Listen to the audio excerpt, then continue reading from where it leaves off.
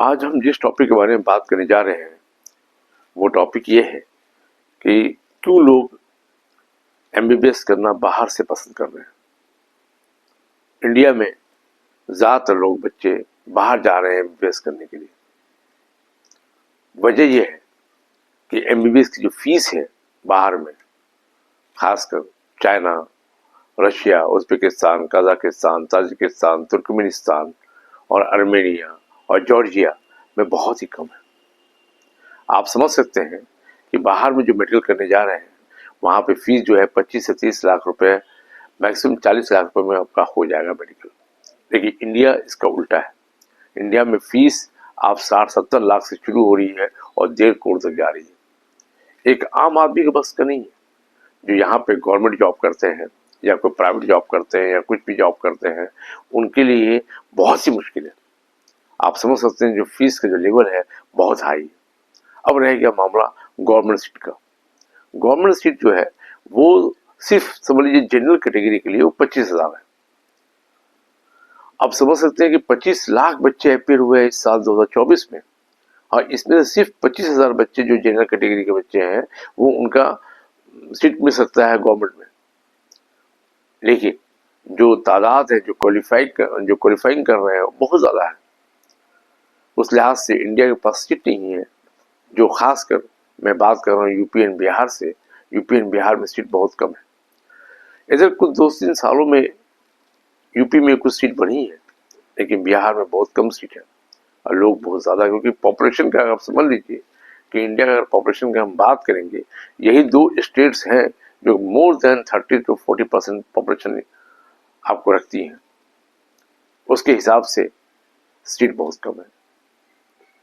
और private medical college तरफ जाना एक आम आदमी का बस का नहीं है। एक आम आदमी प्राइवेट मेडिकल कॉलेज तरफ पढ़ना बहुत ही मुश्किल है।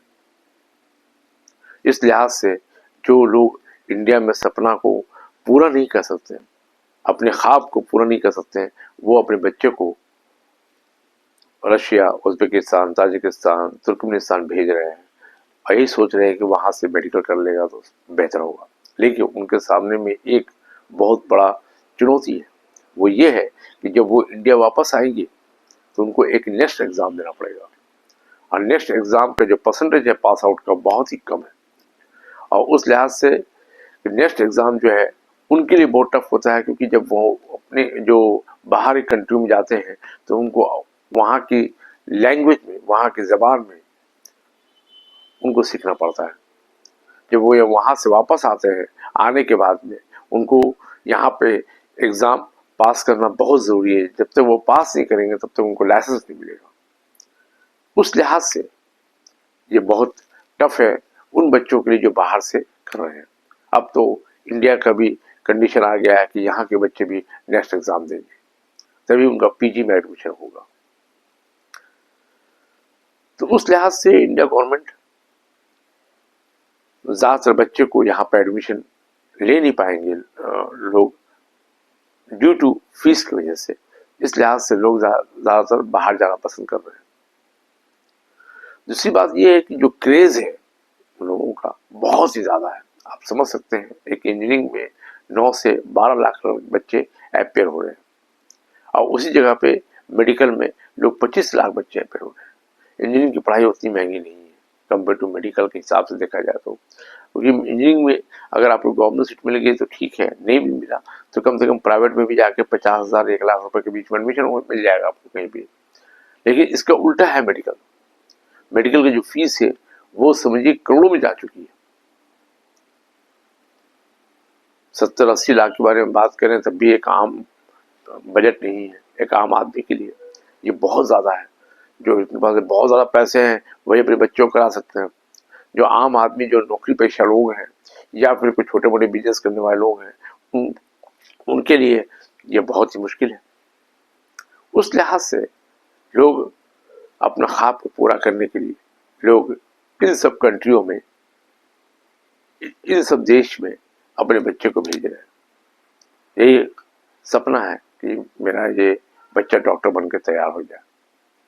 एक कहावत बहुत अच्छी है कि टेलर के बारे में, दर्जी के बारे में कहा जाता है जब तक जियो तब तक सियो। जहाँ तक सवाल है इंजीनियरिंग का, इंजीनियरिंग में लोग पढ़ने के बाद में काम करेंगे, 50-60 साल में रिटायरमेंट हो जाएगा, लेकिन मेडिकल में कोई रिटायरमेंट का सिस्टम नहीं है। जब तक बंदा जी रहा है, जितना ज़्यादा एक्सपीरियंस हो रहा है उतनी इसकी वैल्यू बढ़ रही है।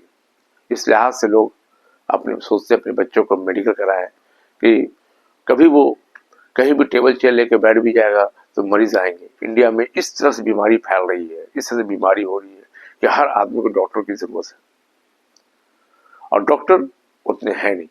प्राइवेट में बहुत ही महंगा इलाज है। इस लिहाज से लोग, गवर्नमेंट भी चाह रही है कि सीट बढ़े और गरीबों को भला हो, गांव गांव तक डॉक्टर पहुंचे। उस लिहाज से जो डॉक्टर का डिमांड है बहुत ज़्यादा है, और डॉक्टर का डिमांड होने की वजह से लोग अपने बच्चों को डॉक्टर बनाना चाहते हैं कि अगर बच्चे डॉक्टर बन जाएंगे तो क्या है कि पूरा घर का उत्थान हो जाएगा, पूरा घर बेहतर हो जाएगा। इस लिहाज से डॉक्टर की तरफ जो लोगों का रुझान है बहुत ज़्यादा बढ़ गया है। और इस बार जो कट ऑफ के बारे में बात कर रहे हैं, इस बार कट ऑफ बहुत ही हाई गया है, 650 गया है 2024 में।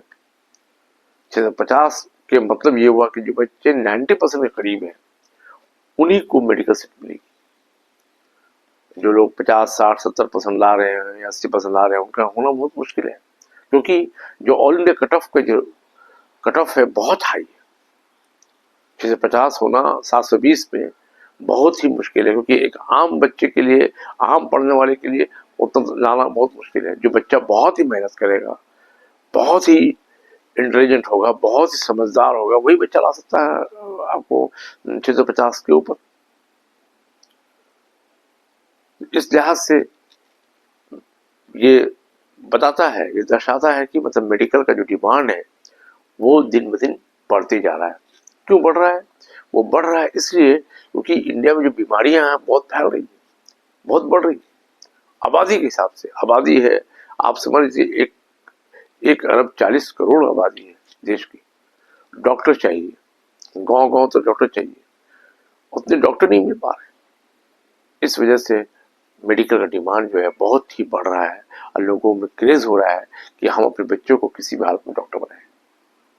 यही वजह है कि लोग बाहर की तरफ जाने को तैयार हैं और बाहर से मेडिकल करने के तैयार हैं। आज की टॉपिक यही है। आपको ये टॉपिक कैसी लगी? अगर अच्छी लगी प्लीज़ सब्सक्राइब कर दीजिए।